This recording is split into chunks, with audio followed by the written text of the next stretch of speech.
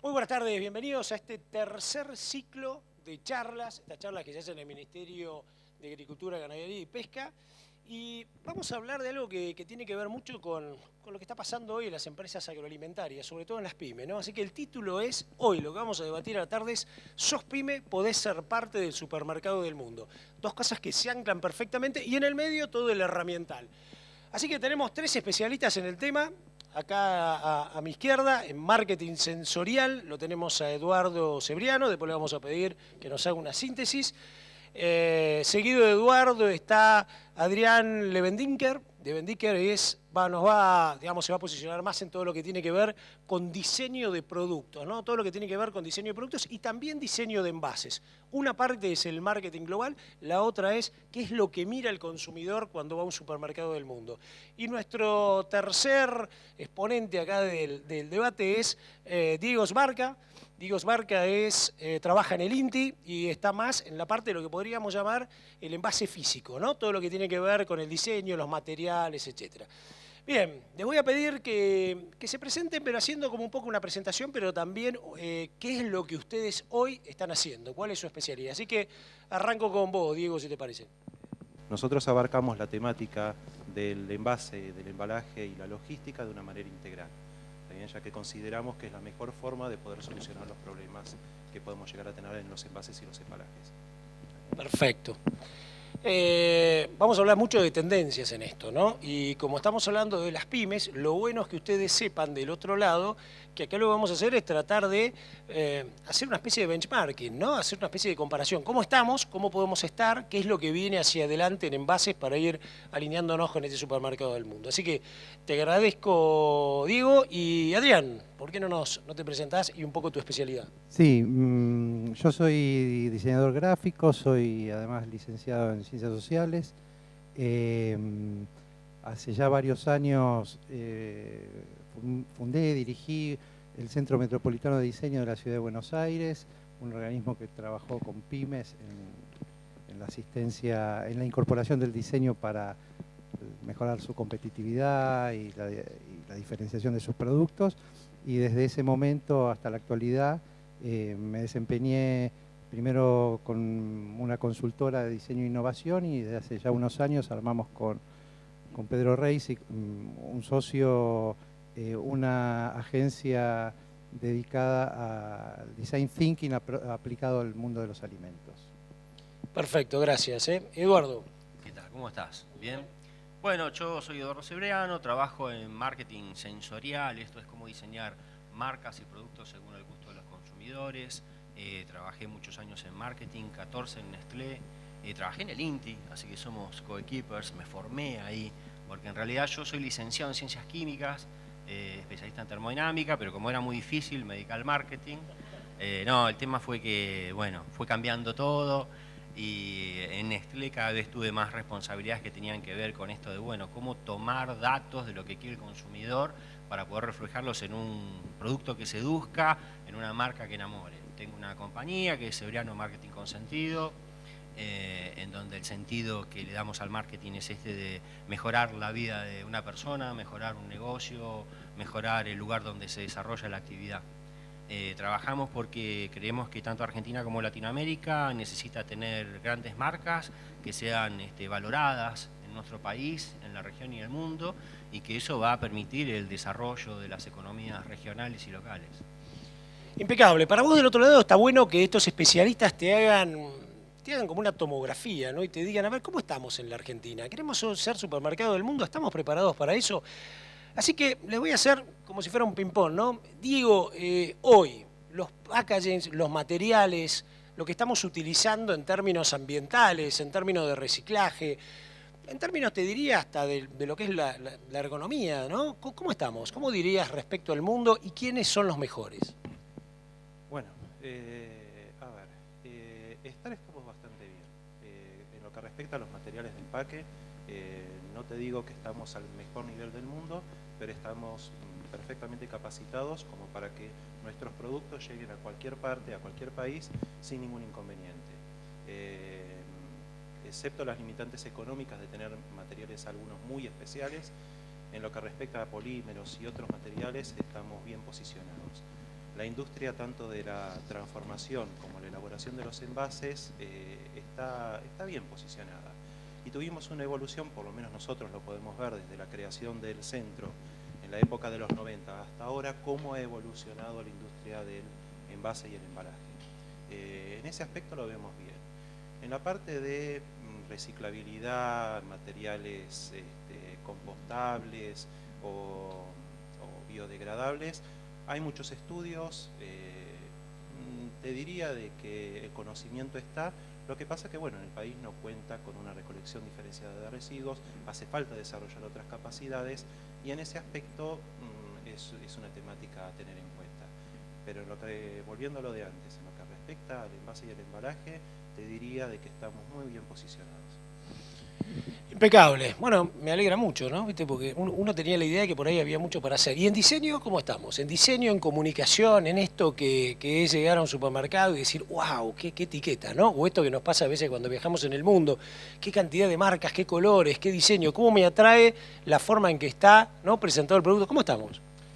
Bien, Argentina en diseño es un país que en relación a América Latina se presenta como referencia, tanto en diseño como en general en comunicación, en publicidad, en creatividad. Es un país muy seguido, muy valorado en la región. Nuestra principal dificultad no está puesta en la calidad del diseño, sino en la posibilidad de que se conjugue esa calidad con estrategias más firmes de exportación de productos en mercados internacionales. Y eso respecto a sobre todo a las pymes, es una tarea que se viene haciendo, pero es una tarea a trabajar de manera permanente.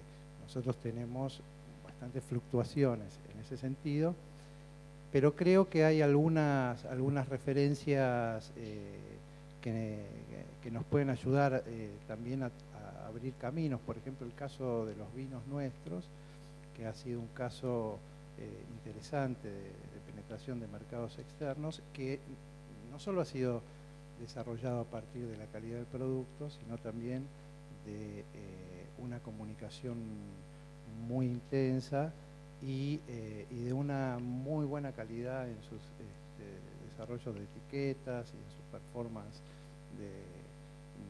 en las presentaciones en el exterior, en las experiencias hacia afuera. Así que yo creo que nosotros en ese sentido tenemos muchos premios internacionales, o sea, no está tan puesto en la calidad el problema, en la calidad de lo que podemos llegar a hacer o aplicar, sino sobre todo no tanto en lo operativo, sino en lo estratégico para poder tener más pymes del sector que puedan posicionarse en mercados internacionales.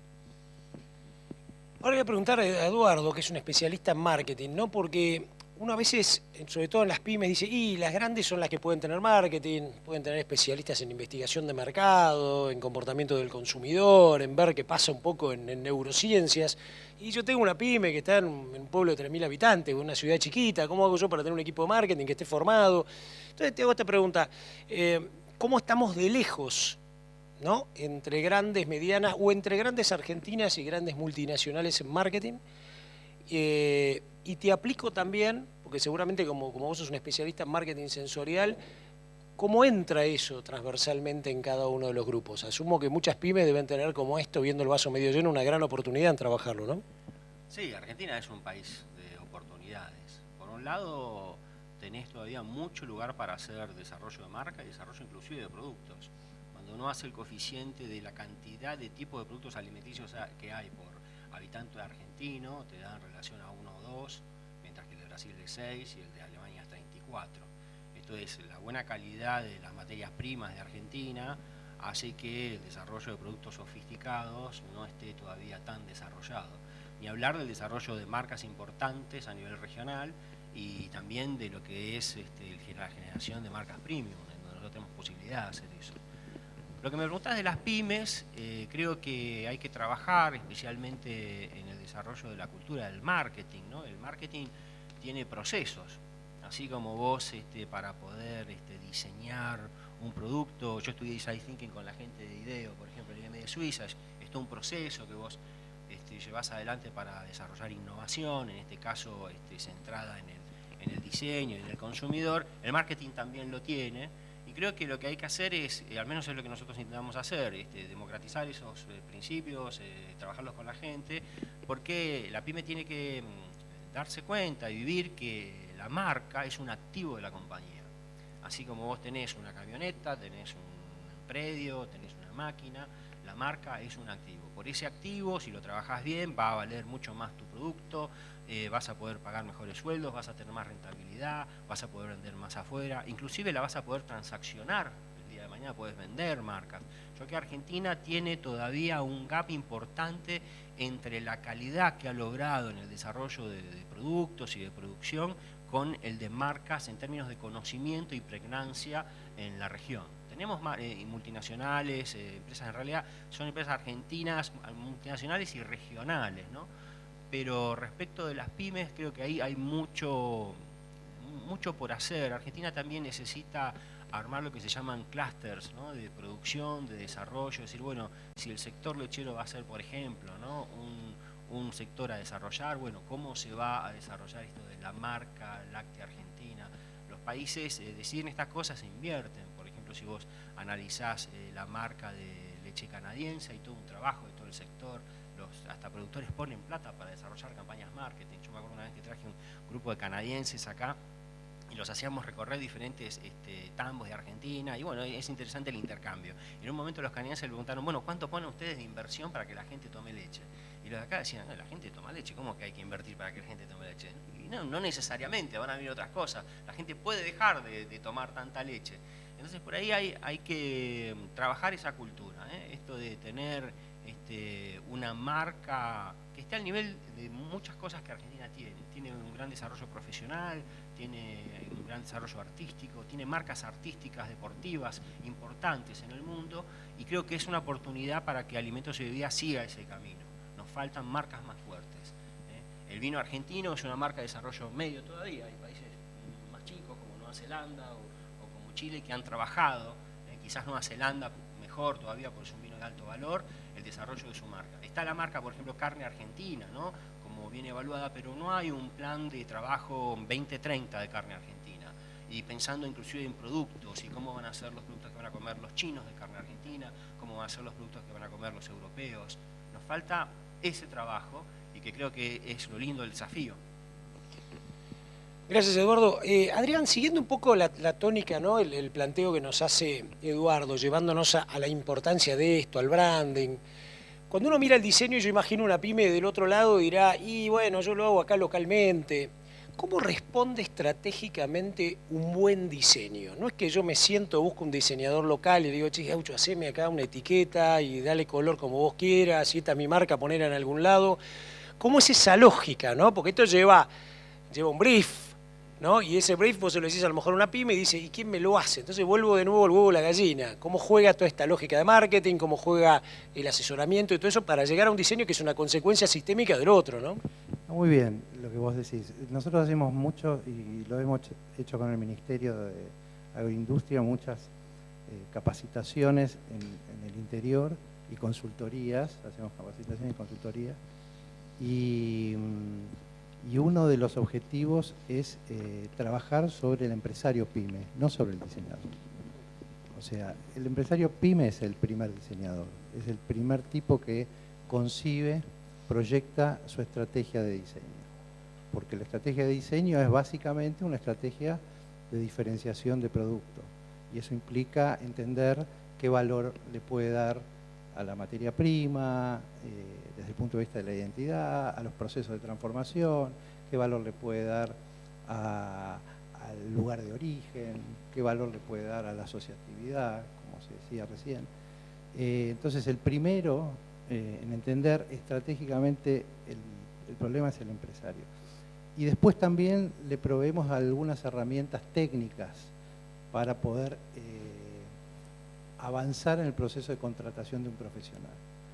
Herramientas técnicas, bueno, básicas, pero importantes, cómo se diseña una marca, qué cosas hay que tener en cuenta, la necesidad de pensar que esa marca tiene que poder resistir procesos de cambio de la empresa y de crecimiento, la posibilidad de internacionalizarse, cómo se construye la etiqueta de un packaging, qué cosas hay que tener en cuenta, qué elementos tienen que, la fotografía, la ilustración, la paleta de colores, las tramas, bueno, además de los aspectos técnicos y legales, los aspectos comunicacionales.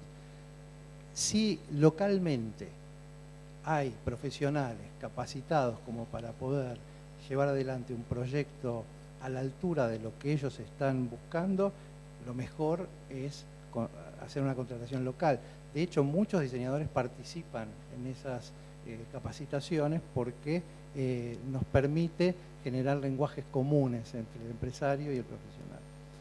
A veces hay proyectos que son ambiciosos, aunque sean muy locales, que son ambiciosos y requieren de la experiencia de profesionales especializados en ese rubro. Por ejemplo, proyectos de cervecería artesanal, que es un rubro muy competido, y hay estudios de diseño que se han especializado en etiquetas de cerveza. Entonces, ahí sugerimos nosotros que se busquen profesionales que estén a la altura de esa demanda. Y en otros casos, cuando el proyecto es un proyecto de envergadura internacional, también buscar profesionales que tengan experiencia en trabajos de esa envergadura. ¿Por qué? Porque además del conocimiento, la experiencia con otras empresas, en otros rubros, suma, y el diseñador ahí aporta una mirada que no es solamente el aspecto técnico, la resolución técnica, sino que es una mirada que permite codiseñar el proyecto junto con el empresario. Gracias. Diego, si vamos viendo un poco la evolución, ¿no? Eduardo nos plantea el marco y la oportunidad. Adriano plantea cómo llegar al diseño e incluso vos, como una pyme, cómo poder hacerlo localmente sobre la base de esto, ¿no? Que es encadenarnos. Ahora, como tenemos que llegar al material, ¿no? A la elección del material, creo que juega también el formato. A mí me gusta este concepto de ergonomía, ¿no? Creo que la industria de perfumes es una de las que mejor sabe todo esto, porque dicen que juega con 3 y 4 packagings, ¿no? El mismo producto, la cajita que va arriba, la cajita que va adelante, la presentación, hay mucho de eso. ¿Cuánto hay para hacer siguiendo, pensando una pyme del otro lado, en este tándem que venimos explorando en términos de materiales, de formas, de diseños, de compuestos de los materiales? Buena pregunta difícil.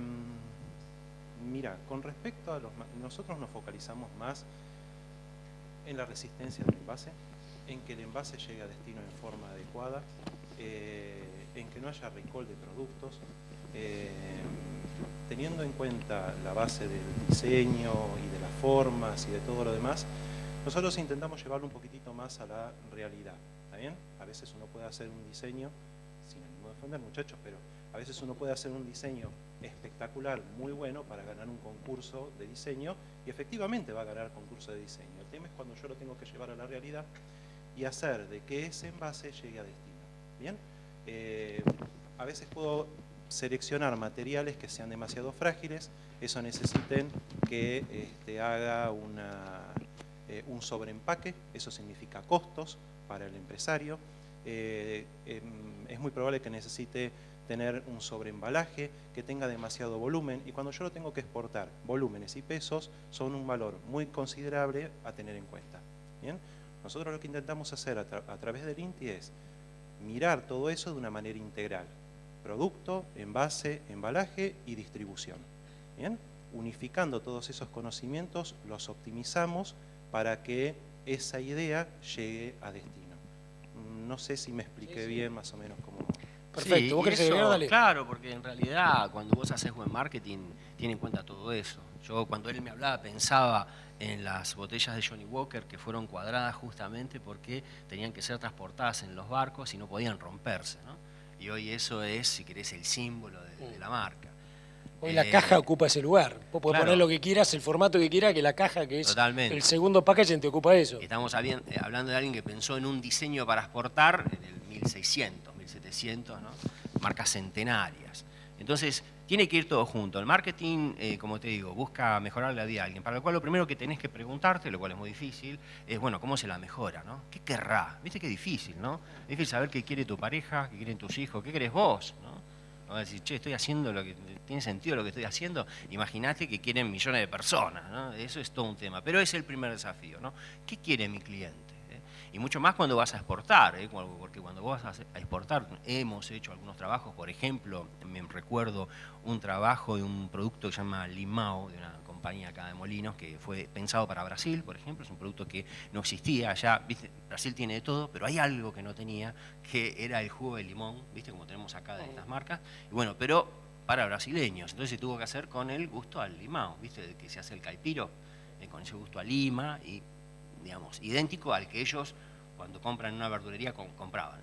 Pero nosotros tenemos limao, entonces teníamos que pensar, bueno, ¿cuál es la misma cantidad que le podemos poner? Y le podemos poner gran cantidad de nuestro típico limón Eureka, por ejemplo, y a partir de ahí desarrollar una fórmula que conquiste corazones brasileños y brasileñas, ¿no? Entonces, bueno, vos, lo principal que tenés que preguntar es esto, ¿no? ¿Qué quiere el otro? Y a partir de ahí buscar, obviamente, la mayor resistencia, buscar la calidad. Todo eso forma parte del mismo resultado. Y otra cosa que te tenés que preguntar es, mi marca, ¿qué promesa está haciendo? Se supone que lo que quiere el otro, cuando vos lo conoces, la promesa que haces con la marca es justamente la que va a saciar esa necesidad. Entonces, la gente me consume porque está buscando un excelente sabor, está buscando sabor y comodidad, está buscando nutrición, está buscando consumir un queso que a su vez te haga bajar el colesterol. Por ejemplo, hay una pyme que ahora ha hecho un desarrollo que de hecho fue una de las cosas que vimos en la Escuela de Negocios junto con el INTA, algo muy interesante de ver. Estoy a veces, inclusive como consultores, nosotros también hacemos promesas, ¿no? En mi caso, ¿qué promesa hago, no? Y bueno, la promesa que yo hago es justamente diseñarle una marca que le va a abrir nuevos negocios. Entonces, siempre tenemos que pensar en nuestra marca, cuál va a ser el problema que va a solucionar a alguien y qué promesa le estamos haciendo desde ahí. Y desde ahí pensar todo el desarrollo y obviamente que siempre dándole prioridad a la calidad y aprovechar o pensar cómo podemos inclusive hacer de eso una fortaleza marcaria. Una cosa que mencionó él que me parece importante agregar en relación a las pymes es que a la hora de diseñar un packaging, el costo es un elemento muy importante que tironea respecto de la innovación. En la Argentina, por ejemplo, no tenemos desarrollos de variantes de envases de vidrio infinitas, hay muy pocas empresas, una pyme no accede a poder hacer una matriz nueva, entonces hay que tener mucho ingenio para poder diferenciarse con lo que hay. Inclusive, cuando nosotros vamos a capacitaciones o a consultorías con empresas más, con emprendimientos, que los costos son mucho más ajustados, a veces no tienen buenas imprentas cerca para hacer etiquetas. Entonces hay que diseñar para tener en cuenta que puede estar perfecto el diseño, pero después cuando va a la imprenta que está cerca sale mal y entonces se deteriora. Entonces hay que también diseñar pensando en las restricciones locales que se dan en muchos casos. Cuando ustedes hablaban, yo volvía al concepto de oportunidades, ¿no? Y me traía un recuerdo, yo en una época, en otra vida, fui gerente de marketing de Cargill.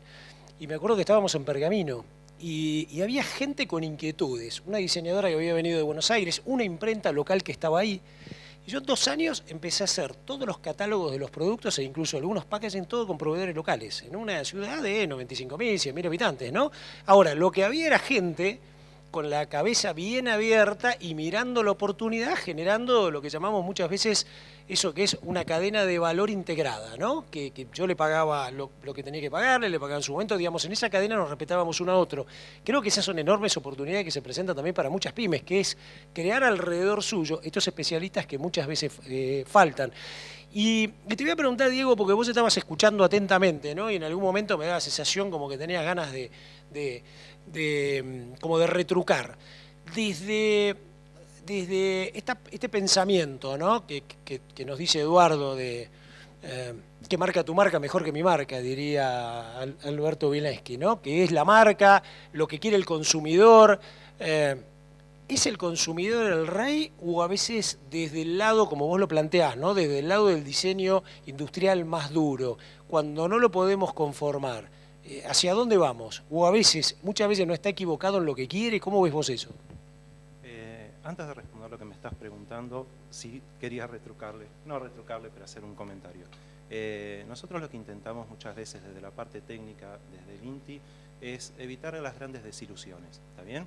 O evitar los negocios no concretados. Un ejemplo de esto te lo puedo dar. Hace bastante tiempo se había logrado, un empresario, un emprendedor, había logrado generar el negocio de vender agua del sur, ¿está bien?, en Europa, a precios extraordinarios, creo que eran más de 5 euros la botella. El diseño era espectacular, parecía más una botella de perfume que una botella de agua. Sin embargo, había armado todo el negocio, no hizo los ensayos correspondientes, creyendo de que con eso iba a solucionar, eligió mal los embalajes y cuando llegó a destino lo único que tenía era una masa de cartón, vidrios, plásticos, ¿está bien?, y agua por todos lados. Obviamente el cliente lo perdió, ¿sí? Y se tuvo que dedicar a otra cosa. Nosotros lo que intentamos es evitar esas desilusiones y obviamente darle todas las herramientas al empresario, a la pyme, al microemprendedor incluso, para que ese producto llegue a destino. Tenemos laboratorios de simulación, tenemos la expertise, podemos trabajar en el rediseño incluso frente a la idea original, llevarlo a una realidad un poquitito más ajustada para que todo eso llegue y que ese negocio se concrete. Lo que nosotros queremos es que se concrete y se mantenga. ¿Está bien? Perfecto. Bueno, casi que me contestaste la pregunta, ¿no? Que es no generar muchas veces utopías que no puedan concretarse. Y ahí creo que hay mucho de conversación, diálogo, acuerdos, ¿no? Que por ahí cuando el equipo de marketing va a trabajar, que no diseñe algo utópico, sino que se sienten todos, ¿no? La gente de diseño, la gente de marketing, los industriales, para ver la factibilidad de un material que no genere bronca en el cliente después, ¿no? Que no genere bronca en el cliente. Y otra de las cosas es, te vuelvo a repetir, es todo el que trata de diseñar un envase en una empresa lo tiene que hacer de manera integral y tener representantes de cada una de las áreas, la gente de marketing, la gente de producción, obviamente el dueño de la empresa es el que pone la plata y el que dice qué es lo que quiere, ¿está bien? Y llegar a una idea consensuada. Lo ideal, siempre lo ideal para todos nosotros es que el envase nazca con el producto, ¿está bien? Nazca, evolucione, crezca y cuando ya el producto está para salir, ¿está bien?, el envase está de la misma forma. En ese caso evitamos grandes desilusiones, porque lo único que vamos a tener son pequeños ajustes para que todo ese conjunto llegue a destino. Caso contrario, cuando nosotros ideamos un producto excelente, logramos venderlo al país que vos quieras, pero hicimos todo el negocio, pero nos acordamos, che, esto lo tenemos que envasar, esto lo tenemos que embalar, esto lo tenemos que transportar, y ahí desesperadamente agarramos el primer envase o lo que más se nos parece, las desilusiones son inmensas, ¿está bien? Los riesgos a un fracaso son muy, pero muy grandes. Entonces siempre lo que intentamos es eso, ¿tenés la idea? Empecemos a desarrollar el producto, listo, empecemos a trabajar con el tema de envases, y en forma más bien consensuada con los otros sectores de la empresa. Buenísimo, Diego. ¿Podemos hablar un poquito de marketing sensorial? Porque acá en realidad estamos jugando con mucho de esto, ¿no? Empresas de alimentos, empresas de bebidas del otro lado. Adrián hablaba de bebidas, hoy que está tan, digamos, yo diría, tan ahí arriba esto de las cervezas artesanales, ir buscando distintos sabores. Creo que eso va generando incluso muchas micropymes y pymes, ¿no? De gente joven que además se entusiasma con esto, que está bueno. Lo mismo en muchos productos que tienen que ver con economías regionales, ¿no? Con alimentos muy típicos de lugares. ¿Cómo juega lo sensorial en esto? Mirá, lo sensorial es la primer puerta de una marca o un producto, ¿no? Te permite a vos construir la experiencia a la que le das significado y después inclusive la señal te permite evocarla. Si vos quisieras recordar un beso a una persona a la que te enamoraste en la adolescencia, por ahí te vas a acordar de qué música sonaba, cómo era el perfume, qué temperatura hacía, y seguramente si vas por algún lugar y escuchás esa música, decís, de lo que me vengo a acordar, ¿no? Y funciona igual para cualquier experiencia, funciona igual para las marcas. Lo que vos tenés que hacer con tu pyme, con tu producto, es decir, bueno, en la interacción entre el consumidor y el producto, ¿cuáles son las señales sensoriales claves? Por ejemplo, viste el café, cuando vos hablas con alguien de café, es el aroma, ¿no? Que lo abrís y sentís ese aroma tan particular. Cuando vendés un departamento te dicen que a la mañana que haya olor a café, ¿no? En la casa Sí, o a tostadas, ¿no? Sí, Los en sentidos realidad juegan. si te haces unas galletitas hechas en casa, lo vas a vender como piña. Garpa un montón, en la Porque tarde también. vos, claro, vos vas y decís, yo podría vivir acá, porque te remite a tu abuela que estuvo cocinando, a cosas así. Entonces vos tenés que tener muy clara cuál es la experiencia sensorial de tu producto, ¿sí? Y entonces a partir de ahí vas a poder empezar a comunicar eso o a darle mayor amplificación. Vos fijate, inclusive eso es muy fácil copiar las grandes, cuando ves esas publicidades de los grandes chocolates, ¿qué te muestran? ¿No? Una cosa así que se derrite, esa cosa que el chocolate se derrite en tu boca a medida que vos te derretís por el chocolate, es como besar a alguien al quien le tenés muchas ganas de amor, digamos, ¿no? Y eso vos lo tenés que reflejar en tu producto. Entonces, la idea con el marketing sensorial es esto, captar cuáles son las principales señales y después, bueno, tratar de utilizar esas señales, que puede ser a través de la prueba de un producto, pero puede ser que también, como decís vos, lo pongas en un punto de venta, ¿sí? Porque entonces si vendés café, tostás café y la gente se baja ahí. O puede ser a su vez mucho más sofisticado, por ejemplo, que como hay algunas campañas que se hacen ahí, que cuando vos pasás, no sé, por, suponete, un colectivo, una que se hizo en Corea hace poco, pasás en el colectivo cerca del lugar donde venden café, entonces ahí tenés un Bluetooth que pone una canción y esa canción activa que te tira aroma a café en el colectivo y toda la gente que se baja ahí va a tomarse un café porque tiene ganas. Entonces, como vos sabés que lo sensorial crea la experiencia y que lo sensorial la rescata, podés trabajar eso para lograr seducir. Si ustedes piensan en la seducción de una marca, de un producto, pero también lo pueden pensar en la seducción de persona a persona, no sé, speaker a público, lo que sea, uno todo el tiempo está utilizando señales sensoriales para poder lograr que el otro esté mejor. Y habíamos dicho que de eso se trata el marketing. Así que ese es como el principio. Después, obviamente, tiene aplicaciones a cada una de las categorías. Pero pensá, ¿cuáles son las señales sensoriales claves en mi producto? Después te voy a preguntar porque cuando uno habla de sensorial juega con los 5 sentidos. Y a veces uno se imagina mucho que el gusto o la vista son los más importantes, pero también el tacto, ¿no? Tocar Sí. un buen envase y sentirlo, como yo decía, lo del perfume, una botellita helada de una buena birra en la mano, un vino a 14, 18 grados, ¿no? Cada una de esas cosas, vos te reís, ¿no? La del vino te gustó, esa es buena. Cada una de esas cosas, ¿no? Pega, ¿no? En los sentidos. Sí. Y acá te pregunto, a ver, por ahí para contarle a la gente del otro lado, ¿cuál de los sentidos en las bebidas es el que más juega? Uno pensaría primero el gusto, ¿no? Pero si yo a alguien le muestro, qué sé yo, un vaso de un vino que le decía que es un tinto Malbec y lo ves como medio extraño, ¿cómo juega la vista antes de verlo o el olfato? ¿Cómo juegan las bebidas? Los 5 sentidos.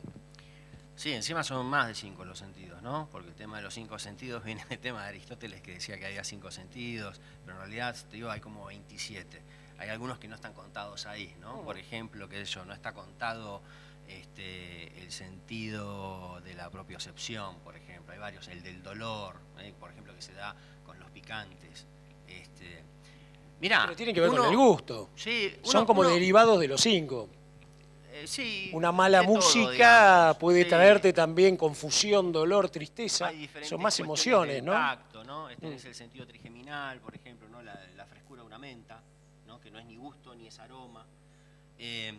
Pero uno, digamos, a la hora de poder trabajarlo, vos me decís alimentos y bebidas, vinos, ¿no? ¿Cómo uno debería trabajar? Viste que te dije, bueno, tenés que pensar cómo vienen las señales sensoriales en la experiencia. Lo bueno de eso es imaginárselo como una película. Imagínate que la prueba de este vino, de tu producto, de tu servicio es una película, en donde en cada uno de los cuadros de la película va a haber un sentido que prevalece. Entonces, en este caso, este vino, ¿con qué va a empezar? Empieza con la vista.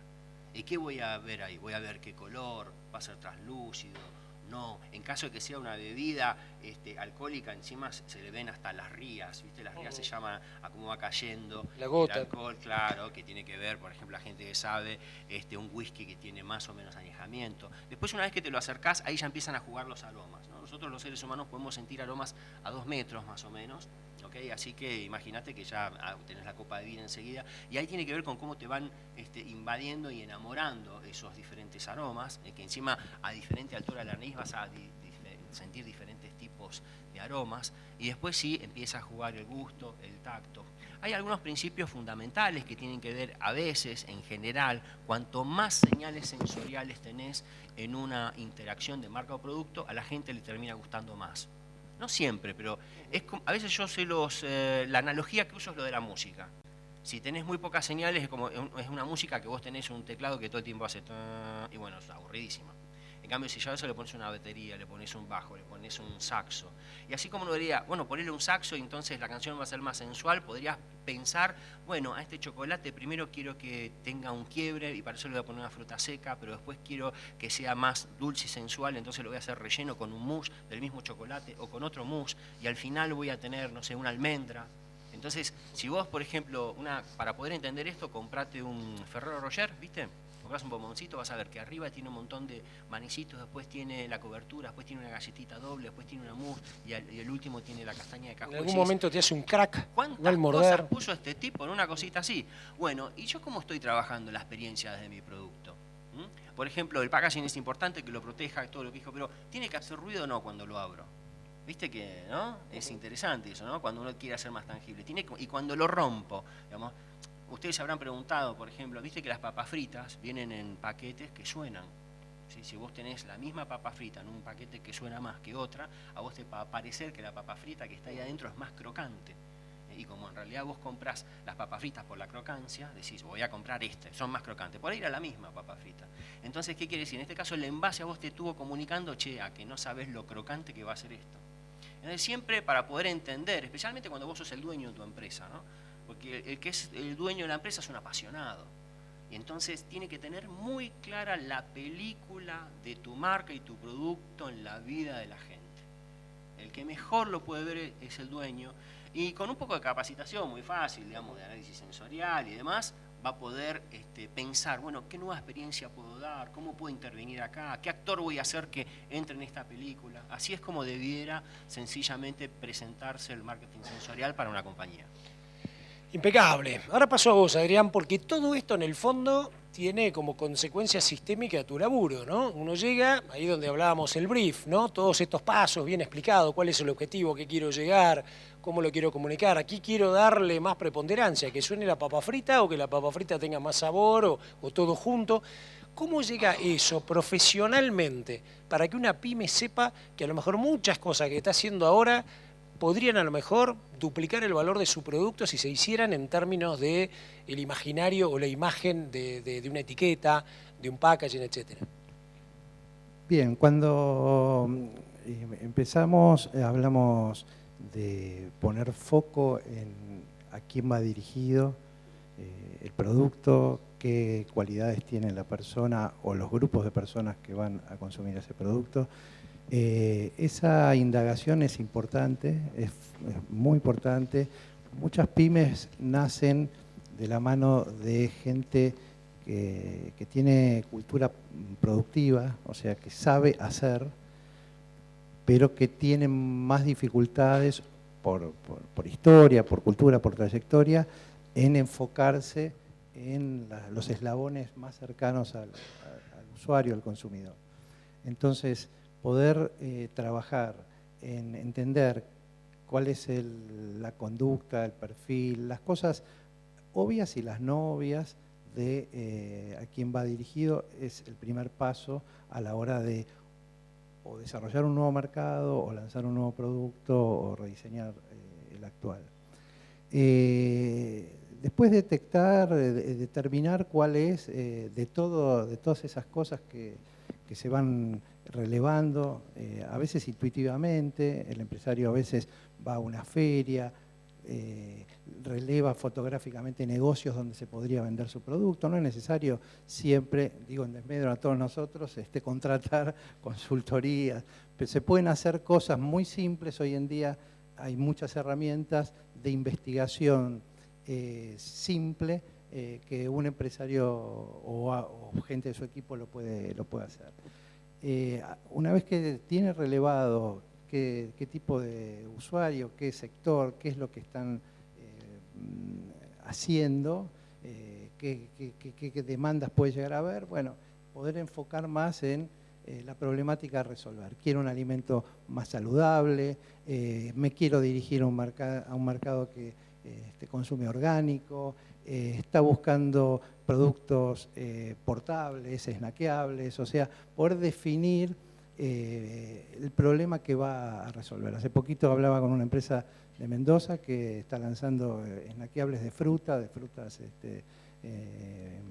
frescas, y bueno, los tipos se metieron, eran productores de frutas, se metieron porque detectaron ahí una oportunidad en el sector de escuelas, que están consumiendo snacks no saludables y que se está instalando esa demanda. Ellos tenían la posibilidad, bueno, lo hicieron a partir de detectar en su pueblo eso.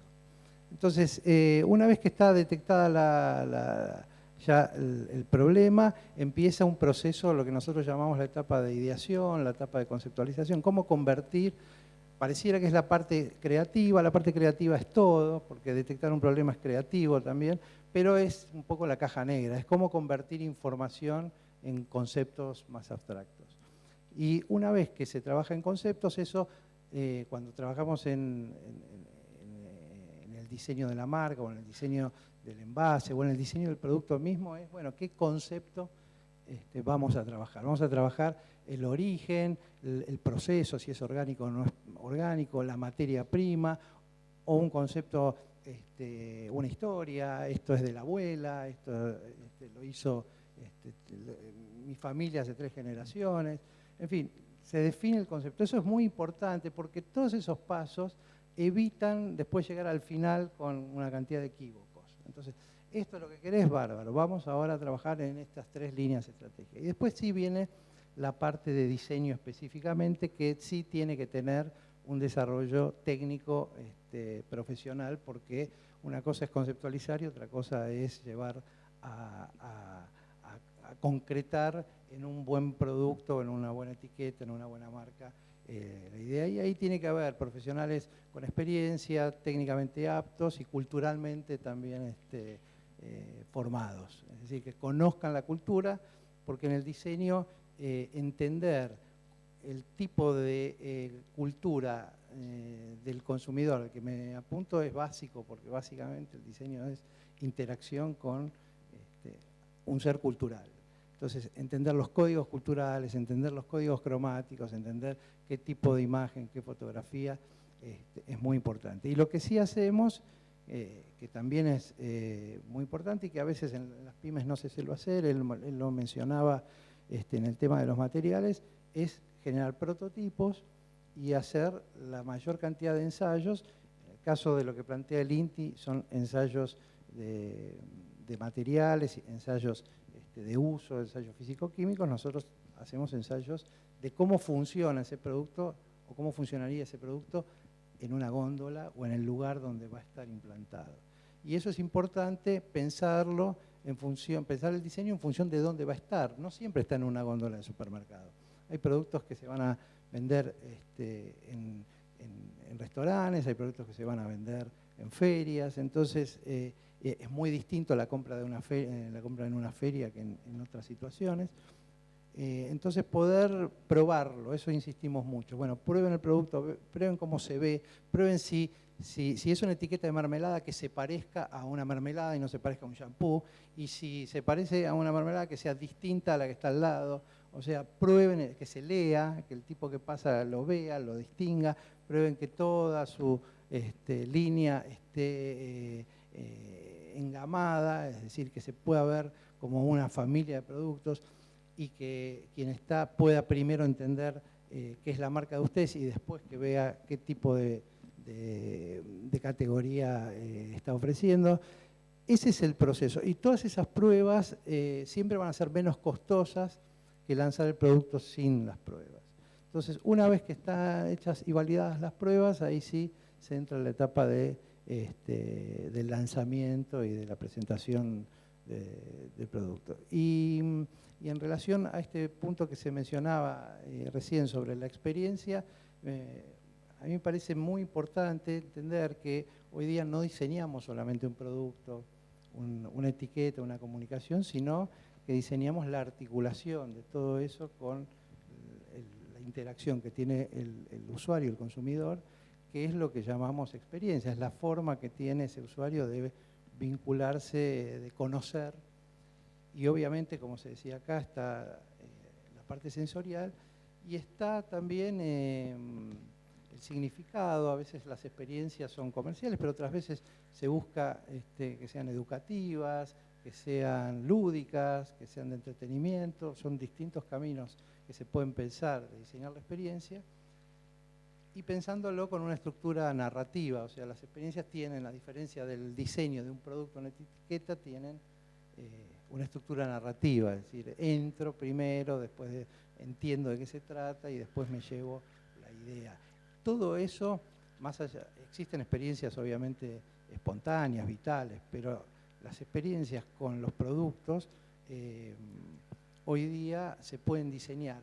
Y para las pymes es un recurso más que interesante. Por ejemplo, en el interior, en muchas pequeñas chacras, que hacen productos en escalas que no terminan de ser negocio, en el producto en sí, la experiencia de la visita y convertir esa chacra en un espacio agroturístico puede llegar a completar su modelo de negocio, para lo cual el productor tiene que entender una dimensión que no está acostumbrado, que es esto, diseñar esa experiencia. Está acostumbrado a cultivar, está acostumbrado a procesar, tal vez venderlo en un mercado cercano, no está acostumbrado al servicio. Y puede ser que esa sea la posibilidad de que su negocio exista, porque la escala productiva no le da. Así que efectivamente estamos en un momento, en una época donde no alcanza solamente diseñar un buen producto, diseñar una buena marca, diseñar una buena etiqueta, sino que es necesario pensar en cómo todo eso interactúa de manera articulada y experiencial y sobre todo consistente con los usuarios a los que nos dirigimos. Impecable. Diego, te hago, seguramente vos vas a querer agregar algo a esto, pero a ver si yo te lo toco. Tangencialmente acá hay como conflictividad, viabilidad y oportunidad, ¿no? Yo veo eso, porque me da la sensación de que acá hay todo un mundo de un pensamiento estratégico girando en torno a lo sensorial, a la experiencia del consumidor, muy metido del otro lado de la góndola, ¿no? Casi como mirándole al consumidor y preguntándole qué más puedo hacer por vos. En el caso de Adrián, bien, ¿no? Todo lo que el otro observa, mira, toca, incluso hasta la historia, la experiencia, el marketing experiencial, ¿no? Todo esto que... el hecho de vivir ese producto, a enseñarle al consumidor a vivir un producto. Y claro, vos sos el tipo que tiene que tangibilizarlo, vos sos el que de alguna manera tiene que hacer que ese producto cuando está ahí transmita todo eso en la viabilidad. Por eso digo, me parece que vos debés estar pensando mucho en conflicto, de lo ideal a lo real, debe haber algo que es viabilidad, pero también oportunidad, ¿no? El hoy y lo que puede ser también oportunidad mañana de convertir todo esto en realidad. ¿Se entiende la pregunta? No, sí, se entiende perfectamente. Es más, cuando mis compañeros estaban hablando cada uno de su temática y lo que más conocen y ellos desarrollan, yo estaba pensando en los materiales. Él hablaba de papas fritas y yo digo, bueno, esas papas fritas tienen que ser un BOPP impreso, metalizado, que sea de barrera, con otro BOPP en la parte interna, con un adhesivo, que no voy a decir la marca, porque no se puede, para que le dé esa sensación de crocancia. Che, ¿eso va a ser a nivel local o lo vamos a exportar? Porque si no, ahí tendríamos que cambiar los materiales y tendríamos que poner una atmósfera modificada en vez de oxígeno nada más, porque se va a vender rápido. Cuando hablabas del vino, exactamente lo mismo. Incluso los nuevos desarrollos, en vez de utilizar el alcornoque para el tapón, estar utilizando materiales plásticos que tengan las mismas propiedades y las mismas cualidades. Y no se rompen. Y que llegue, que no se rompe y realmente es complejo. Lo mismo en la parte de la temática de él, incluso la forma de poder complementarnos. Cuando él hablaba de analizar diferentes oportunidades, es básicamente lo que nosotros proponemos a los clientes que llega al INTI. Tenemos 2 o 3 alternativas. Bien, hagámosle un estudio de vida útil. Bien, pongamos la alternativa más barata, la alternativa media y la alternativa más cara. Y después tengamos más o menos en consonancia cuál es la vida real que yo le voy a dar a ese producto. Porque de nada me sirve desarrollar algo para que me dure un año en góndola cuando sé que se va a consumir a los 3 meses. ¿Está bien? Voy a estar invirtiendo demasiada plata para algo que no se necesita. Así que sí, nosotros lo que intentamos es siempre bajar ese nivel y mirarlo desde la óptica técnica y en base a las ideas poder concretarlos. Y también podemos llegar desde, podemos actuar desde, che, esta es mi idea. Hace poco estuvimos trabajando con otro centro, el Centro de Agroalimentos, con alguien que tenía una idea para hacer, vendría a ser cupcakes, ¿bien? De una manera mucho más dinámica y en la casa para tener exactamente las mismas cualidades y las mismas sensaciones, ¿bien? De que me lo haya horneado la abuela. Bueno, se estuvo trabajando no solamente en la formulación del producto, sino los posibles envases, ¿también? Que podrían llegar a trabajar en esa máquina para que llegue. O sea, esa es la visión que nosotros intentamos dar. Disculpa, no sé si me explayé. No, impecable. No, perfecto. Además, vos se ve que estabas pensando un poquito lo mismo, ¿no? Más, vos ya ibas más a la solución que al conflicto, ¿no? A buscar la oportunidad, que era lo que decía yo, ¿no? Lo posible. Y además, otra de las cosas, no sé, debe ser la edad, pero yo ya antes me jactaba de poder reconocer a la gente por la cara y recordarme el nombre. Ahora me acuerdo por los problemas que tuvo en el envase. ¿Está bien? Hace poco, la semana pasada estuve en una feria, la exposición del empaque, y lo mismo, me encontraba la persona y decía, vos tenías el problema con el pouch, que no sé qué le pasaba. Vos tenías el problema con la parte de la impresión. Debe ser la vejez. Muy bien. Bueno, vamos a entrar en tu pyme a tendencias. Queremos tratar de llevarte ideas de cuáles son las tendencias, ¿no? 3 profesionales que saben de marketing, profesionales que saben de lo que es el diseño, que interpretan del otro lado del consumidor cuáles son esos elementos que en esos 5 sentidos o 25 sentidos, como nos decía Eduardo, y por el otro lado también la factibilidad de los materiales, ¿no? Y vamos a hablar un poquito de tendencias. Así que les voy a pedir, vamos a arrancar un poco con vos, Eduardo, tendencias en este marketing, tendencias en marketing sensorial, cómo juega hoy para entender a tus propios clientes una investigación de mercado aplicando más neurociencias, que hace un poquito más compleja la decisión del consumidor o la percepción. ¿Cómo es un poco eso? Incluso te voy a hacer una pregunta que es una curiosidad mía, que es, a veces como que todo es, ¿cómo le preguntamos al consumidor? ¿No? Esa es la típica empresa con visión de mercado. Está el otro que, che, yo hago el producto y vos compralo y se acabó, sea como sea. Y después está la otra que juega un doble rol con él, porque a veces el consumidor no tiene una necesidad clara manifiesta y por ello se la despierto, ¿no? Viste que a veces dicen, el marketing no crea necesidades, pero las descubre y las potencia, ¿no? Sí. Un poco la tendencia en eso, te pido. Bueno, respecto de la investigación en general, lo que ocurre es que se van agregando cosas. Así como Internet no hizo que desaparecieran los libros y como la realidad aumentada no hace que desaparezca el mail, sigue siendo una herramienta importante en el marketing.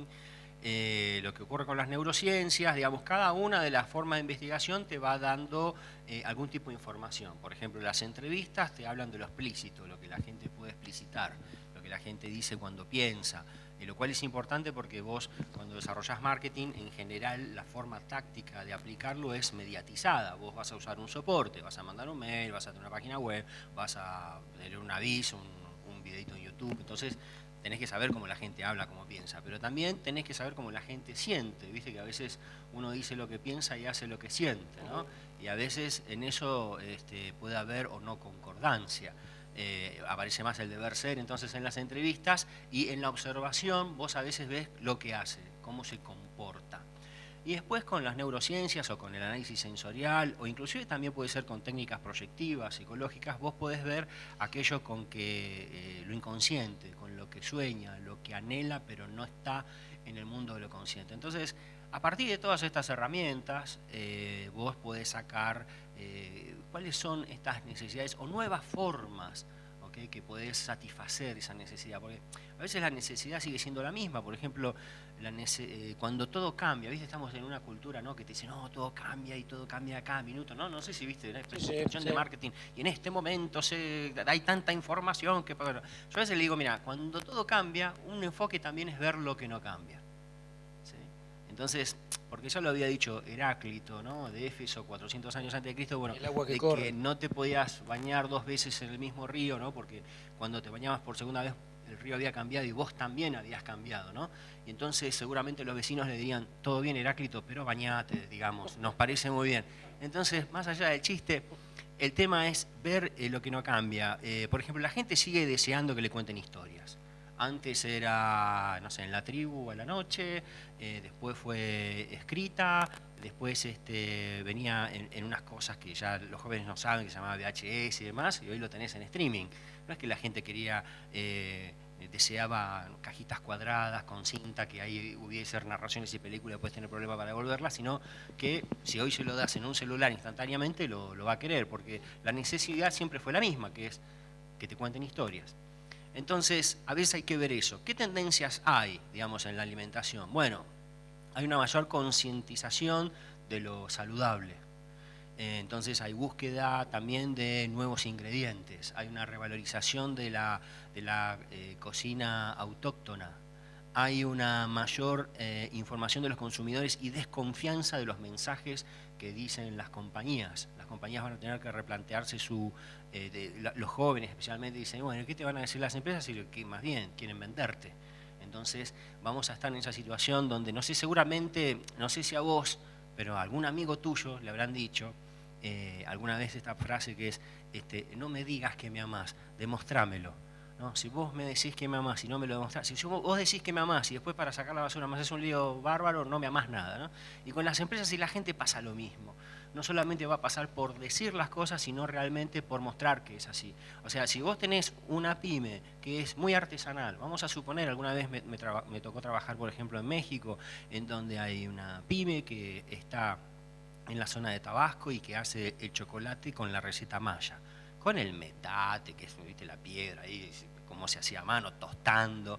Y bueno, esta señora era una señora con sus hijas y 2 o 3 hijos que tienen esta receta que, bueno, exportan obviamente ya este cacao y demás, pero toda esta cuestión de lo artesanal y de lo maya, ellos lo mostraban con fotos y con videos.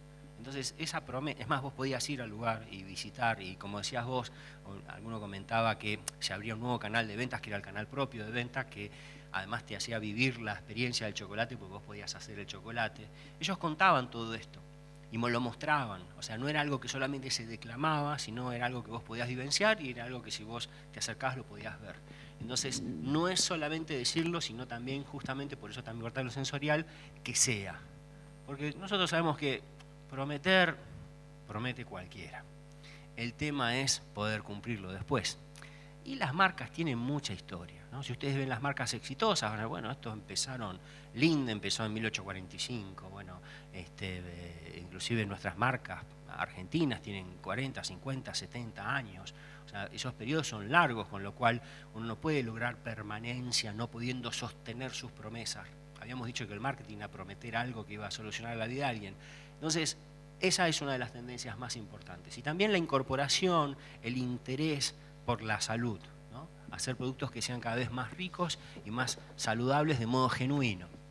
Y lo que va a pasar es que no solamente va a ser eso, sino después la gente, el consumidor con mayor conciencia, también va a querer que las compañías que hacen dinero, explotando recursos y situaciones, puedan en ese lugar donde están haciendo su actividad, cuidar el medio ambiente e inclusive enriquecer ese lugar, ¿sí? Por ejemplo, hace poco estaba viendo un caso de una compañía de café que sacó unas cápsulas con diferentes diseños que tenían que ver con las cuestiones de los pueblos originarios y sus formas de diseño de cultura. Entonces, bueno, está esto del rescate. Bueno, ¿cuál es el paso 2? Bueno, el paso 2 es que parte de esas ganancias vaya a invertir en las escuelas de donde viven esos pueblos, por ejemplo, ¿sí? Esto es que además de generar valor, ¿okay?, que es valor para el dueño, para los empleados, para los consumidores, también se genere valor para el lugar donde se desarrolla. Que eso va a ser todo lo que tiene que ver con marcas con propósito. Así como uno tiene un propósito para la vida, también va a querer que esa marca tenga un propósito. Bueno, ese va a ser el mundo que se viene, en donde va a tener que ser mucho más corto el camino entre lo que se dice y que lo que realmente se cumple y se promete. Impecable, muchísimas gracias. Adrián, hablando también de imagen, hablando de diseño e incluso de etiquetas, ¿no? Cuando uno se pone a pensar, yo me acuerdo hablando de bebidas, un viejo vino y todavía sigue vigente, ¿no? Creo el Don Valentín, ¿no? Con el lacrado. El lacrado creo que debe haber sido una revolución hace 50, 60 años, ¿no? Que un vino viniera con un lacre. Hoy todavía vas con tu hijo y te dices, che, mirá, ese tiene un lacre y nadie lo tiene.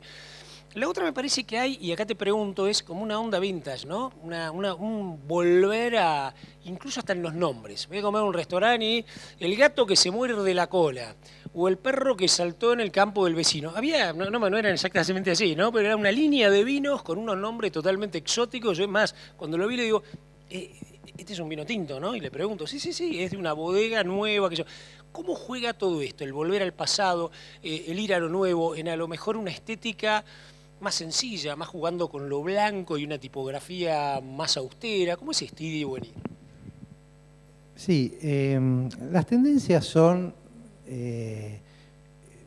pensamientos, formas de consumo que nacen en grupos pequeños o tradiciones o culturas que nacen en grupos pequeños y que pueden ser adoptados por grupos cada vez más grandes, inclusive pueden ser convertidas en estilos de vida ya globales, y en ese momento son naturalizadas, como si siempre hubiéramos vivido bajo esa forma de consumir o esa forma cultural. Por ejemplo, lo que recién se mencionaba, que es buscar productos más sustentables, bueno, hace 30 años no existía. Y hoy día cada vez más deja de ser un requisito para empezar a hacer algo que empieza a naturalizarse. Y ya ninguna empresa lanza un producto sin pensar, por lo menos, si va a ir a favor o en contra de esa percepción que, como decía antes, se va naturalizando. Hay macro tendencias, o sea, hay tendencias que cubren todos los aspectos de nuestra vida, y hay micro tendencias que son muchas, que conviven, algunas inclusive confrontan, y como bien vos decías, de esas tenemos muchas. O sea, así como uno puede decir el cuidado del medio ambiente, la sustentabilidad, la búsqueda de un consumo más saludable empieza a ser una macro tendencia, hay micro tendencias que toman eso, pero que conviven con sus particularidades. Y obviamente en el diseño, a la hora de querer diferenciar, se utilizan esos recursos. Por ejemplo, el vintage es un recurso porque le habla a un público que ya tiene poder adquisitivo, que ya es más grande, le habla de su infancia, de lo que pasaba antes, ¿no? Nosotros tuvimos una época de vinos cada vez más premium y cada vez más sofisticados, y ahora se volvió a la valorización del vino de mesa. Tomalo como quiera, querés ponerle soda, querés ponerle jugo. Bueno, tiene que ver con volver a ese momento, y además tiene que ver con un sentido comercial, que el vino premium lo toma un segmento muy chiquito, y estaba perdiendo mercado frente a otros productos a nivel más popular.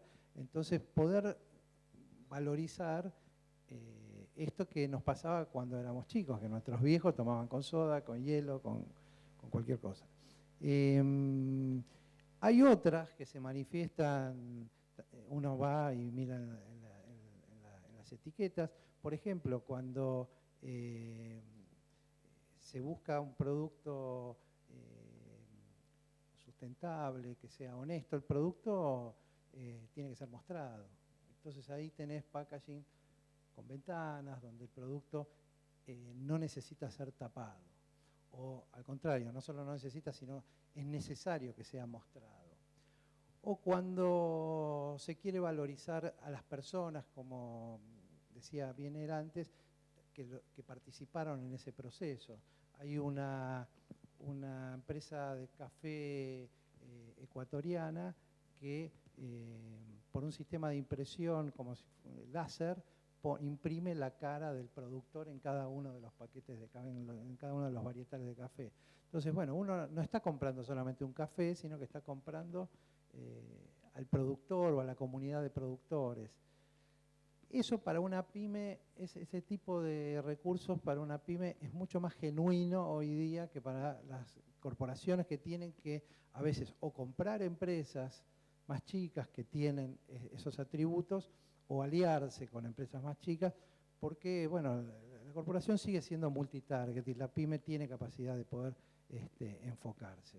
También tenés, como bien vos decías, tendencias estéticas minimalistas, o sea, de uso de muy pocos recursos, que le dan cierto estilo y cierto perfil de lujo al producto, ¿no? O sea, un estilo muy cuidado. Y por el otro lado tenés el estilo gritón, donde vos tenés tipografías, digamos, muy de mano alzada, que quieren salir del producto y que le hablan a un público más joven. Tenés estilos y tendencias lúdicas, eso está bastante difundido, que es el envase gracioso, o sea que juega con el humor. Hay varios casos, inclusive en categorías bastante clásicas, como pueden ser las pastas, donde se juega, no solamente el mundo, uno dice, bueno, lo lúdico serían las golosinas, no, hay categorías que uno dice, bueno, son más tradicionales, que el packaging lúdico tiene su lugar. Después hay, por ejemplo, en las bebidas alcohólicas hay tendencias de cierto barroco contemporáneo, entonces vos ves etiquetas muy cargadas, inclusive en países donde está muy desarrollado el segmento de bebidas espirituosas, alcohólicas, las etiquetas cuentan historias en sí mismas. Entonces tenés historias, no sé, la del lago Ness, historias donde van apareciendo figuras mitológicas. Y bueno, eso es un atractivo porque también permite, juega el recurso del coleccionable. Me compro esta, que es una historia, pero después la otra, y después quiero tener toda la historia completa en la góndola porque funciona como un objeto. O sea, el coleccionable, el poder meter un producto al lado del otro y que juntos, solamente juntos, pueda contar una historia, es un recurso interesante porque convoca al consumidor a seguir comprando distintas variedades. Bueno, después está, y muchas marcas lo utilizan, la etiqueta artística, el de convocar artistas para que intervengan. Muchas veces se hace para ediciones limitadas, entonces se despoja un poco de su estilo más habitual y bueno, tira la casa por la ventana y entonces convoca al artista y la etiqueta pasa a ser un lienzo como si fuera una galería de arte.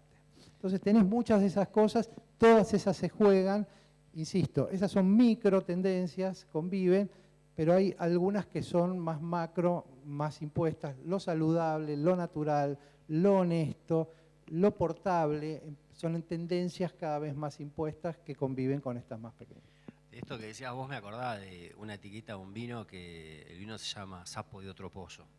Ahí está. Claro, entonces cuando está Son muy 4 o 5 marcas que se llaman así. Sí, tipo. Mosquita Muerta. Sí, Sí, exacto, conozco la.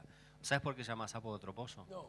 Es porque este grupo de emprendedores que empezaron, que tienen una bodega cerca del centro de la ciudad de Mendoza, son las pocas que están en el centro, cuando iba a las reuniones de vitivinícolas y demás, decían, bueno, ¿ustedes hace cuánto que están acá? No, nosotros empezamos hace 2 o 3 años. Ah, ustedes no son del palo, ¿no? Todo el tiempo él sentía, ¿no?, que la gente que venía con mucha tradición le decía, y entonces el primer vino que se sentía tan Sapo de Otro Pozo que el primer vino que hizo le puso ese nombre, ¿no? Es muy bueno, Sapo de Otro muy Pozo. bueno. Y es muy buena la historia cuando te la cuentan, cuando vas te cuentan esta. Y mirá cómo será la pregnancia, que hoy yo te la estoy contando acá a vos, que viste esto que yo te digo pasó hace 2 o 3 años, sin embargo esa historia vive, ¿no?, que era un poco lo que contabas vos, ¿no?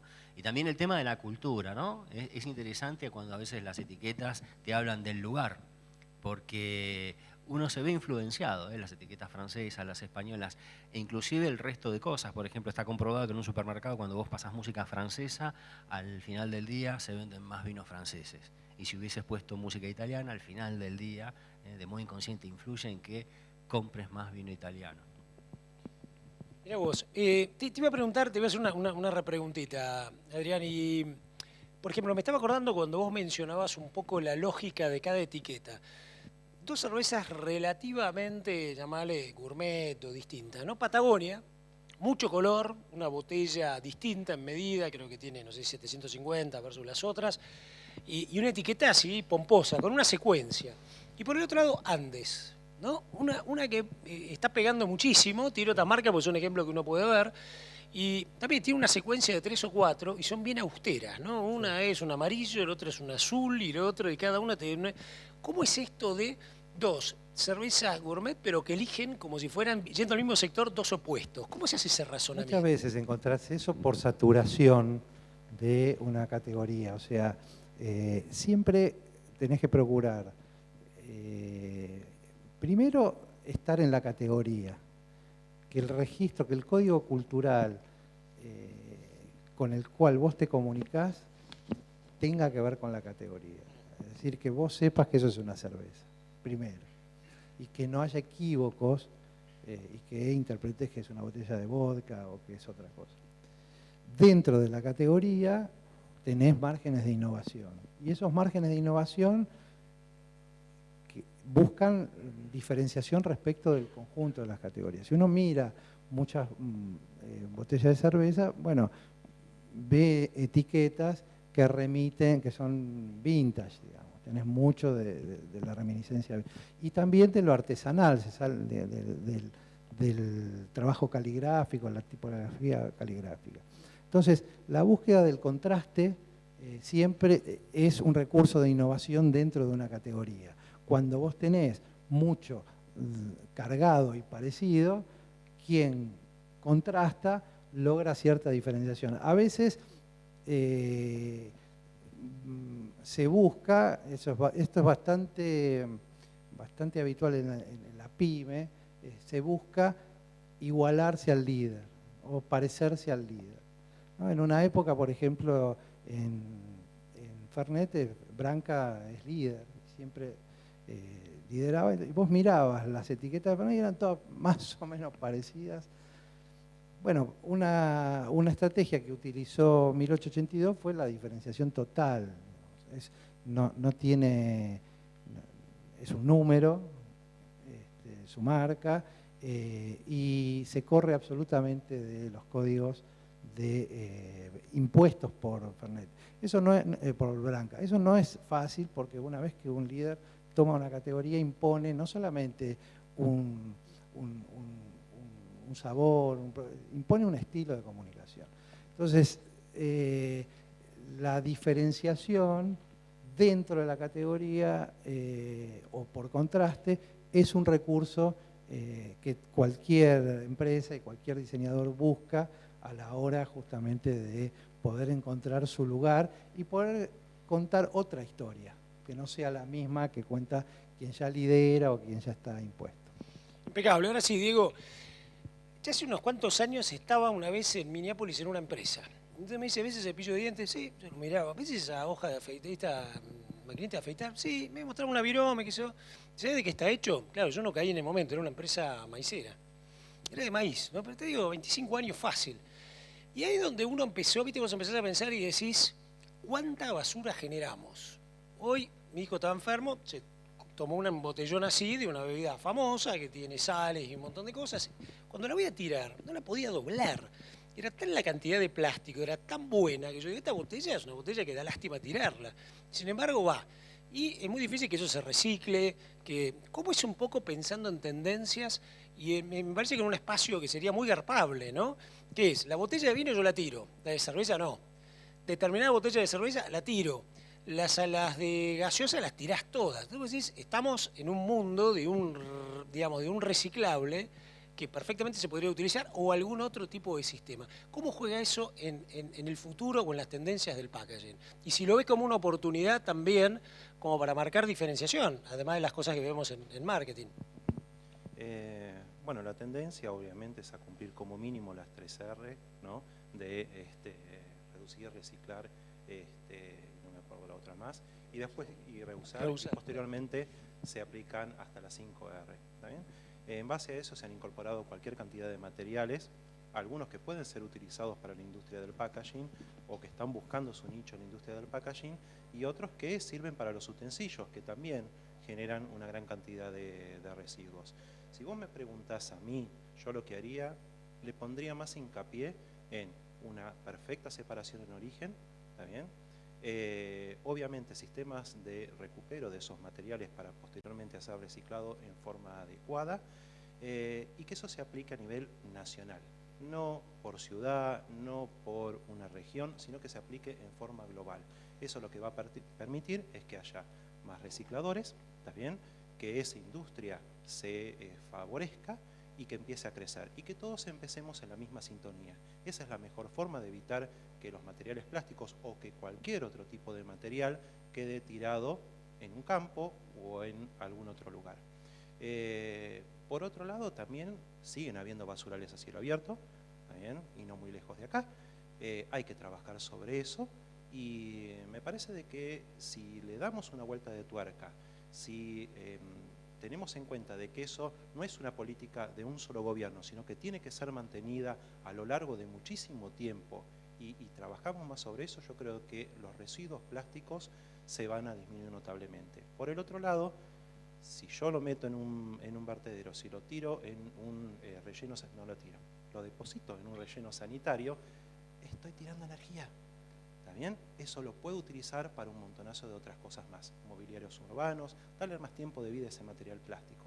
Siempre vamos a la reminiscencia del material plástico. Lo mismo puede ocurrir con otros materiales, ya sea vidrio o hojalata. ¿Bien? Las nuevas tendencias obviamente es en tener materiales biodegradables y compostables. Vuelta a la burra del trigo. Si tenemos una buena separación y eso va a un compost o a un lugar donde se lo pueda tratar perfectamente, bienvenido sea. Ahora, si eso se va a meter en un mismo relleno sanitario y no le damos las mismas condiciones de que ese material se descomponga, va a generar más problemas que soluciones. ¿Está bien? Incluso acá no lo estamos teniendo porque no es un material muy común al día de hoy, pero sí lo están teniendo países industrializados.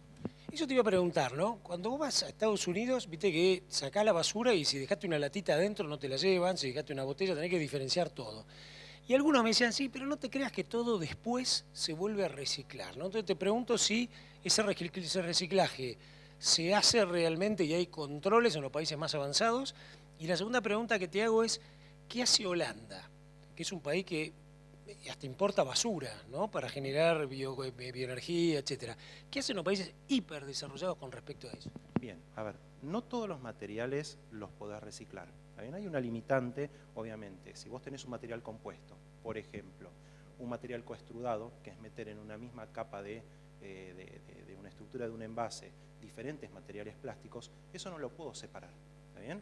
Eso va a tener que ir a un proceso de incineración controlada, no, te vuelvo a repetir, un basural a cielo abierto, sino una incineración controlada, que lo puede hacer alguna cementería y todo lo demás, y hay que revalorizar esa cantidad de material que puede servir como combustible para otro tipo de procesos.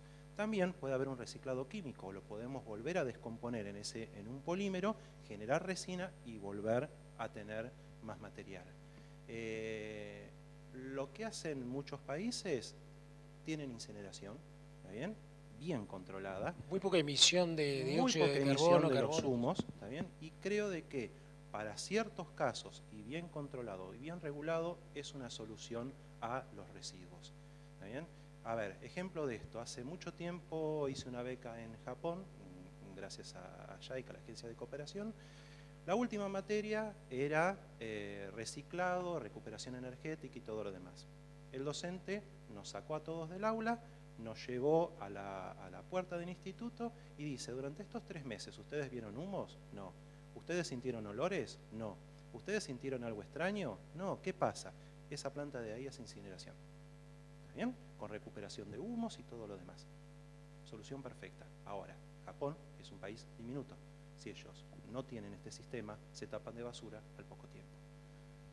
¿Qué ves entre los 3 materiales que mencionaste? ¿Hay alguna tendencia que alguno puede ir supliendo al otro? ¿Que podamos en algún momento tomar vino en botella de un plástico especial? ¿O que las gaseosas tengan que ir en envases de vidrio y las tengas que entregar para que te den otro o si no te lo cobren? o qué sé yo, o usar la hojalata. ¿Vos ves algo de esto que de repente pueda ser una tendencia a futuro o sigue siendo equilibrado el uso de las tres en cada uno de sus segmentos y categorías? No, equilibrado no es, yo creo de que es dinámico y obviamente tanto el consumidor como las políticas que puede tomar un gobierno hacen que vaya a una tendencia con respecto a la otra. Bien, si esa es una botella de vidrio y la puedo volver a reutilizar, bienvenido sea. Bien, ojo, que también eso genera un impacto, porque yo voy a movilizar una botella con aire desde quien hace el acopio hasta la planta llenadora, la vuelve a llenar y la vuelve a poner. Ojo, ese impacto hay que tenerlo en cuenta. Por otro lado, los nuevos materiales hasta el día de hoy, y mi conocimiento hasta este momento, no terminan de dar todas las propiedades que uno necesita para conservar el producto. Por ejemplo, el más conocido hasta el día de hoy, ácido poliláctico, ¿bien? Es perfecto para utensilios, vasos, menage, algún recipiente para contener frutas. Ahora, no es un material barrera. Y si yo tengo que envasar en ese envase un producto sensible al oxígeno, se va a deteriorar al poco tiempo. Sí, hay muchos desarrollos. Hace bastante tiempo tuve la oportunidad de ir a una feria en Alemania y hay varios desarrollos. Se están reviviendo viejos materiales plásticos, como ser el celuloide, que es excelente para hacer materiales barrera, y se hacen en capas que posteriormente esa estructura se puede llegar a separar. Bueno, bienvenido sea, pero todavía está en etapa de desarrollo y hay que consolidarlo.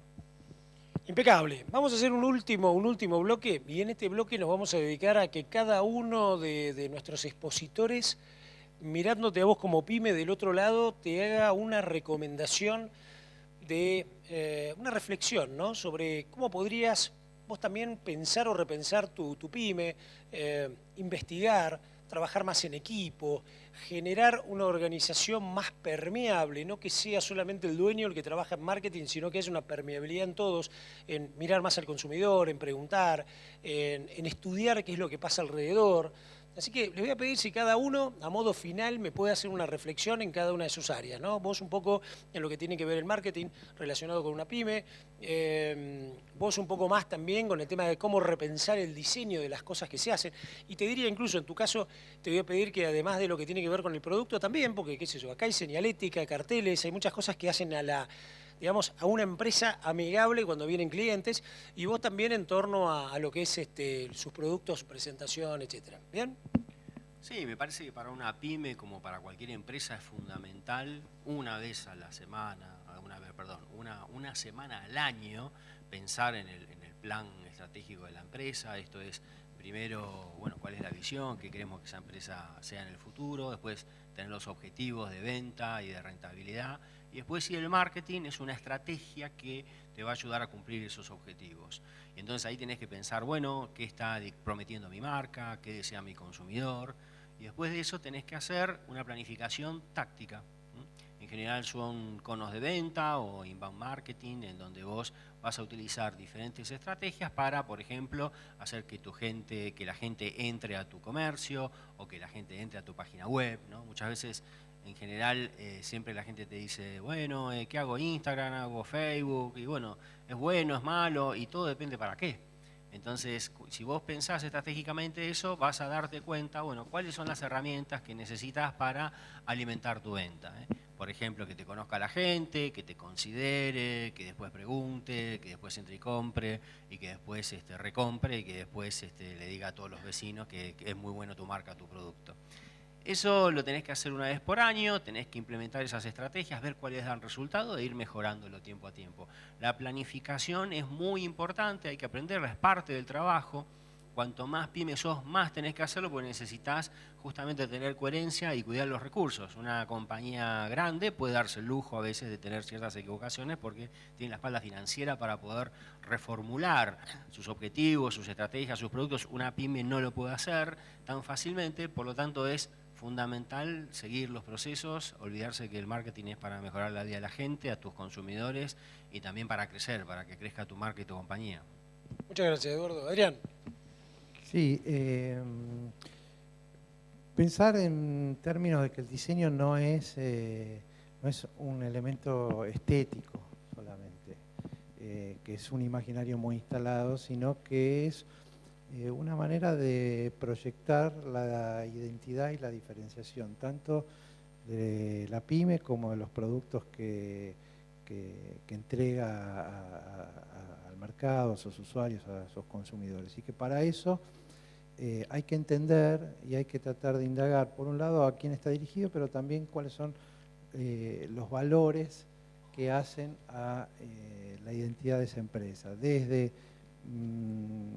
las materias primas que utiliza, los procesos con los cuales la fabrica, y algunas de las cosas que hemos mencionado alrededor de esta charla que tiene que ver con, bueno, otro tipo de valor, quiénes lo hacen, qué tipo de sentido, significado le proponen al mercado, si aportar salud, si aportar sustentabilidad.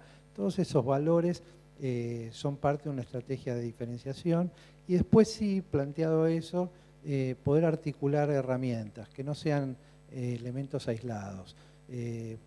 La marca, la etiqueta, los espacios que representan a la empresa en los puntos de venta, las experiencias con los usuarios, es decir, poder articular todos esos elementos y que todos esos elementos se constituyan en un vehículo consistente frente al consumidor. Nosotros utilizamos una metáfora que es la de la cebolla para hablar de la identidad, ¿no? La cebolla es un vegetal con muchas capas y todas te hacen llorar, ¿no? La primera, la última, todas te hacen llorar. Bueno, cuando vos construís una estrategia de diseño y de identidad, de alguna manera todas las capas, qué materiales usás, qué procesos haces, con qué gente trabajás, cuáles son tus canales, todas esas tienen que lograr que cuando se pone en contacto con el consumidor sea fácilmente identificable y no haya inconsistencias. No es que te tenga que hacer llorar, pero sí que te tenga que permitir identificar a la empresa y a los productos. Y para eso tiene que haber un fuerte compromiso por parte del empresario y su equipo, entender que es parte de la estrategia y también saber rodearse de profesionales que lo puedan acompañar en el nivel técnico que requieren este tipo de intervención. Muchísimas gracias, Adrián. Diego, tus conclusiones. Conclusiones. A los empresarios pymes que utilizan las herramientas que le da el Estado. ¿Está bien? El INTI está en todo el país. El INTI está acá en el Parque Tecnológico Migueletes. Tenemos diferentes laboratorios y centros, cada uno por especialidades. Vamos de lo máximo a lo mínimo. Hay diferentes centros con diferentes especialidades. Hay muchos profesionales especialistas en las temáticas que necesitan y podemos trabajar de una manera conjunta. Pueden venir con un problema que es específico de algún material, lo trabajamos desde el área de envases y también le damos participación al sector correspondiente. Puede ser de un material, puede ser de un producto alimenticio o lo que sea. Utilicen esas herramientas del Estado. También el INTI está abierto, las consultas no se cobran, los trabajos sí, porque en base a eso nosotros compramos nuestros insumos. Y fue el motivo de creación de esa institución, ayudar a la pyme. ¿Está bien? Entonces, las puertas siempre están abiertas para ellos. A veces los problemas los solucionamos con una simple reunión, una charla, hasta con un llamado telefónico. En el caso que haya que hacer ensayos para convalidar lo que estamos diciendo, se puede hacer perfectamente. Y me parece que es una herramienta por demás válida para el empresario. Y bueno, lo que me extraña muchas veces es cuando hacemos reuniones de negocios o de fomento, hay muchos industriales que lo desconocen, no saben que hay una delegación de INTI en cada una de las provincias, ¿está bien? Y en muchos de los pueblos que le puede llegar a ser de utilidad. Ellos son los receptores de la temática, de los problemas, y después lo distribuyen de acuerdo a la temática a cada uno de los centros correspondientes. En lo particular, la dirección técnica que incluye al Centro de Envases y Embalajes, como ya les dije, tiene 2 laboratorios. Uno puede trabajar desde la materia prima, desde la conformación del envase, la interacción con el producto y analizar los tiempos de vida y toda la problemática de resistencia de los materiales, hasta una parte de embalaje y logística.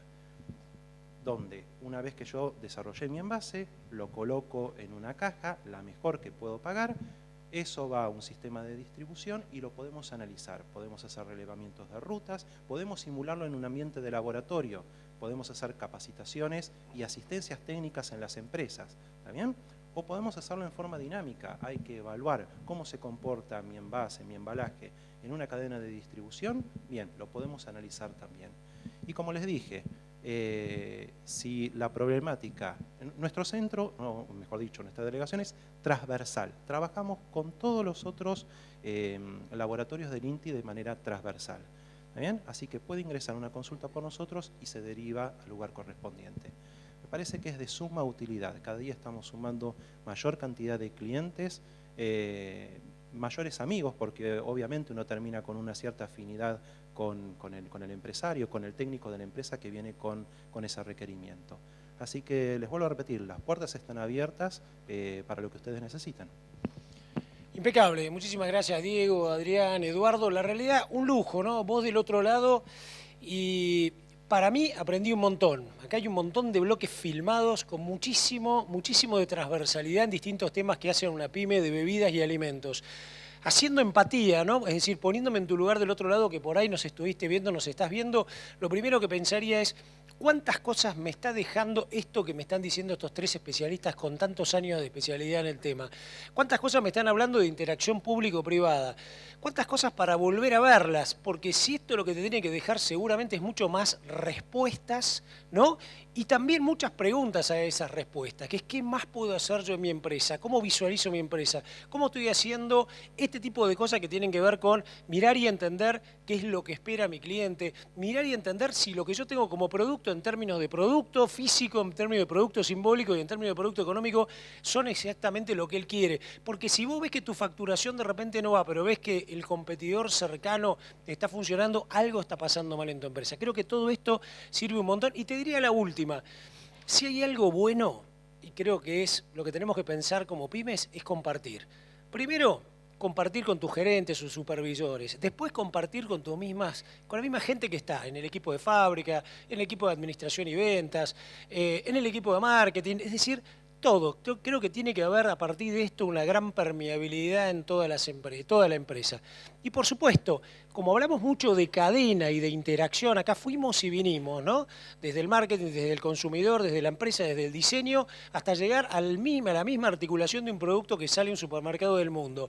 Si vos esto, además, lográs hacerlo con este mismo video, a lo mejor proyectado en lo que tengas, en un televisor o en un cañón o lo que sea, y juntás a tus mismos proveedores y alguno de tus canales, seguramente de ellos, utilizando esto como un inductor, van a salir muchas ideas. De nuevo, muchísimas gracias, un fuerte aplauso y espero que esto sirva. Gracias.